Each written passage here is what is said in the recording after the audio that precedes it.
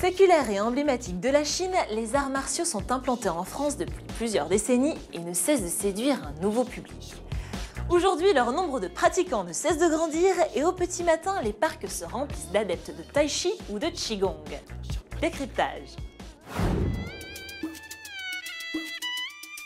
Kung Fu, Tai Chi Chuan, Qigong, en Chine, l'ensemble de ces pratiques se nomme Wushu. Mais en réalité, la distinction est plus complexe. On parle d'arts martiaux internes et externes et d'arts énergétiques chinois. Les styles externes sont supposés être directs et violents, comme un peu les coups de bec d'un oiseau. Et les styles internes sont plutôt ondulatoires, souples, comme l'exprime aussi le corps d'un reptile qui bouge pour éviter ces coups de bec. Aujourd'hui, Tendanceau vous propose de faire le point en compagnie des plus grands spécialistes d'arts martiaux français. Mais tout d'abord, un peu d'histoire. Ces techniques nous viennent de Chine et à en croire les spécialistes, le voyage dans le temps est vieux de plus de 5000 ans. À l'époque, on ne parle pas encore d'art interne ou externe, ces notions ont été introduites bien plus tard, sous l'influence occidentale. Mais les arts martiaux prennent véritablement racine en Occident avec le légendaire Bruce Lee qui popularise le kung-fu dans des films comme Jeux de mort ou Opération Dragon. Depuis, ces techniques très visuelles ne cessent d'inspirer les studios de cinéma du monde entier. Je suis fou de kung-fu! Et on commence notre tour d'horizon avec le kung-fu, héros toute catégorie des arts martiaux externes, qui rencontre un grand succès en France. Une séance de kung-fu se déroule bien évidemment avec un échauffement très spécifique où on travaille la souplesse, la détente, l'harmonie, bras, jambes bien sûr et les sauts. Ensuite il y a les formes, ce qu'on appelle les taolu, ce sont des combats imaginaires. Et enfin l'assaut que l'on voit derrière moi en ce moment. Les pratiquants de kung-fu à l'heure actuelle sont variés. Il n'y a pas d'âge puisque c'est une manière d'être, une manière de vivre, une manière de travailler son énergie. Du haut de ses 17 ans, Lorraine a plus de 10 ans d'expérience en kung-fu. Elle nous explique ce que lui apporte la pratique intensive de cet art. Déjà de savoir me défendre, je pense que c'est la base, mais après c'est surtout pour la santé.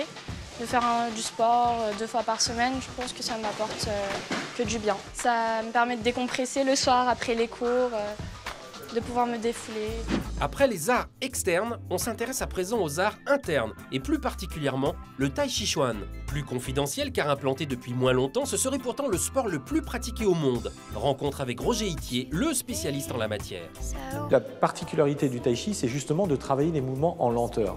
Or, la lenteur est une méthode de travail qui permet au corps de se relâcher, de travailler les muscles profonds, les fascias, qui ne pourraient pas être mobilisés autrement que par ce travail. Parce que travailler lentement, aussi paradoxal que ça puisse paraître, ce n'est pas facile.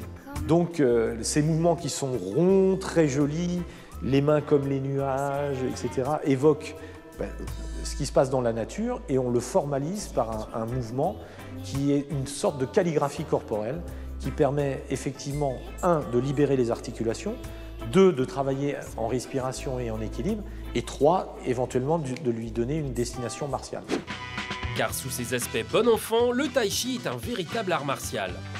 C'est un jeu qui est en fait un véritable combat, mais un combat très soft, comme un peu un jeu d'échecs, tout simplement, où on essaye d'utiliser la faille qu'on lie chez l'autre.